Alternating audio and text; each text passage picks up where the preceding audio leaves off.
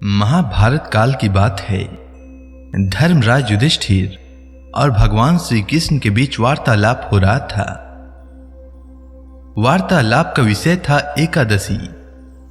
धर्मराज युधिष्ठिर भगवान श्री कृष्ण से बोले, हे भगवान, मैंने कार्तिक कृष्ण एकादशी अर्थात रमा एकादशी का सविस्तार वर्णन सुना। अब आप कृपा करके मुझे कार्तिक माह के शुक्ल पक्ष की एकादशी के विषय में बतलाइए। इस एकादशी का क्या नाम है तथा इसके व्रत का क्या विधान है, इसकी विधि क्या है, इसका व्रत करने से किस फल की प्राप्ति होती है, कृपया यह सब विधान पूर्वक कहिए। भगवान श्री कृष्ण कहने लगे, हे युधिष्ठिर, कार्तिक माह के शुक्ल पक्ष में तुलसी विवाह के दिन आने वाले इस एकादशी को विष्णु प्रबोधिनी एकादशी, देव प्रबोधिनी एकादशी, देवोत्थान एकादशी, देव उठनी एकादशी और कार्तिक शुक्ल एकादशी तथा प्रबोधिनी एकादशी भी कहा जाता है। यह बड़े से बड़े पापों का नाश करने वाली है। इसका महात्म्य मैं तुमसे कहता हूं, ध्यान पूर्वक सुनो। एक राजा के राज्य में सभी लोग एकादशी का व्रत रखते थे। प्रजा तथा नौकर चाकरों से लेकर पशुओं तक को एकादशी के दिन अन्न नहीं दिया जाता था। एक दिन किसी दूसरे राज्य का एक व्यक्ति राजा के पास आकर बोला, महाराज, कृपा करके मुझे नौकरी पर रख लें। तब राजा ने उसके सामने एक शर्त रखी कि ठीक है, रख लेते हैं, किंतु रोज तो तुम्हें खाने को सब कुछ मिलेगा, पर एकादशी को अन्न नहीं मिलेगा।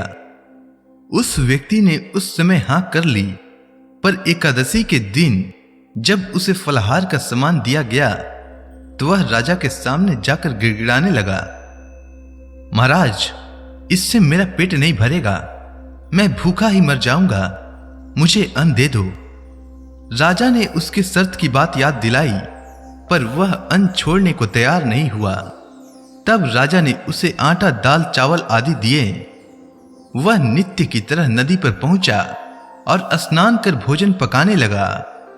जब भोजन बन गया तो वह भगवान को बुलाने लगा, आओ भगवान, भोजन तैयार है।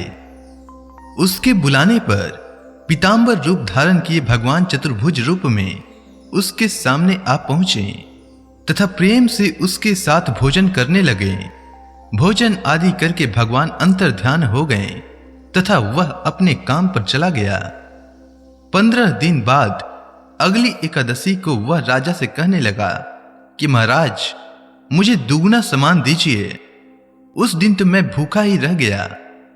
राजा ने कारण पूछा तो उसने बताया कि हमारे साथ भगवान भी खाते हैं, इसीलिए हम दोनों के लिए ये सामान पूरा नहीं होता। यह सुनकर राजा को बड़ा आश्चर्य हुआ। वह बोला, मैं नहीं मान सकता कि भगवान तुम्हारे साथ खाते हैं। मैं तो इतना व्रत रखता हूं, पूजा करता हूं, पर भगवान ने मुझे कभी दर्शन नहीं दिए। राजा की बात सुनकर वह बोला, महाराज, यदि विश्वास न हो तो साथ चलकर देख लें। राजा एक पेड़ के पीछे छिपकर बैठ गया। उस व्यक्ति ने भोजन बनाया तथा भगवान को शाम तक पुकारता रहा, परंतु भगवान न आए। अंत में उसने कहा, हे भगवान, यदि आप नहीं आए तो मैं नदी में कूदकर प्राण त्याग दूंगा। लेकिन भगवान नहीं आए।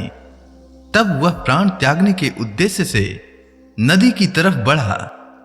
प्राण त्यागने का उसका दृढ़ इरादा जान शीघ्र ही भगवान ने प्रकट होकर उसे रोक लिया और साथ बैठकर भोजन करने लगे। खा पीकर वे उसे अपने विमान में बैठाकर अपने धाम ले गए।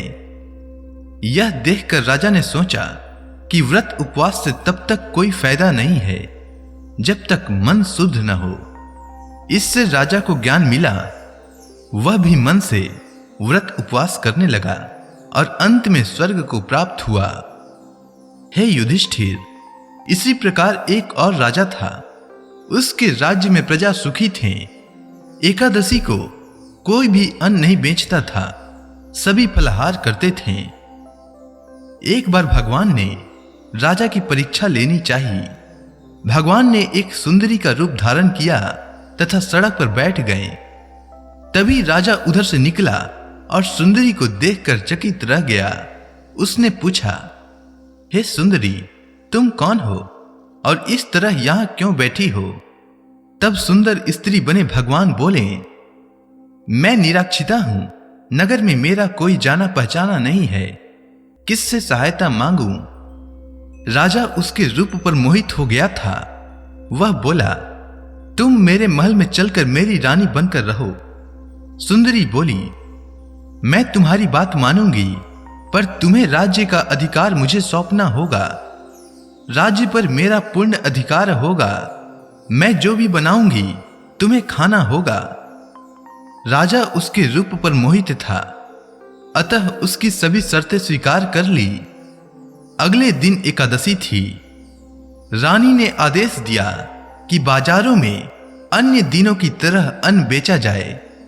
उसने घर में मांस मछली आदि पकाए तथा परोस कर राजा से खाने के लिए दिया।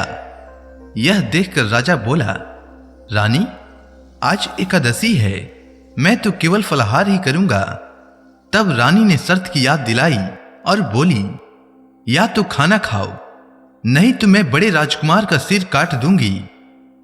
राजा ने अपनी स्थिति बड़ी रानी से कही तो बड़ी रानी बोली, महाराज, धर्म न छोड़ें, बड़े राजकुमार का सिर दे दें, पुत्र तो फिर मिल जाएगा पर धर्म नहीं मिलेगा। इसी दौरान बड़ा राजकुमार खेल कर आ गया। मां की आंखों में आंसू देखकर वह रोने का कारण पूछने लगा तो मां ने उसे सारी वृतांत बताई। तब वह बोला, मैं सिर देने के लिए तैयार हूं, पिताजी के धर्म की रक्षा होगी, अवश्य होगी। राजा दुखी मन से राजकुमार का सिर देने को तैयार हुआ तो रानी के रूप में भगवान विष्णु ने प्रकट होकर असली बात बताई। राजन, तुम तो कठिन परीक्षा में पास हुए। भगवान ने प्रसन्न मन से राजा से वर मांगने को कहा तो राजा बोला, आपका दिया सब कुछ है, हमारा उद्धार करें। उसी समय वहां एक विमान उतरा। राजा ने अपना राज्य पुत्र को सौंप दिया और विमान में बैठकर परम धाम को चला गया। हे युधिष्ठिर, मनुष्यों को यह व्रत अवश्य करना चाहिए, इससे बढ़कर कोई भी व्रत नहीं है। अगर आपको देव उठनी एकादशी की कथा अच्छी लगी हो तो कमेंट सेक्शन में ओम नमो भगवते वासुदेवाय नमः लिखना न भूलें। धन्यवाद।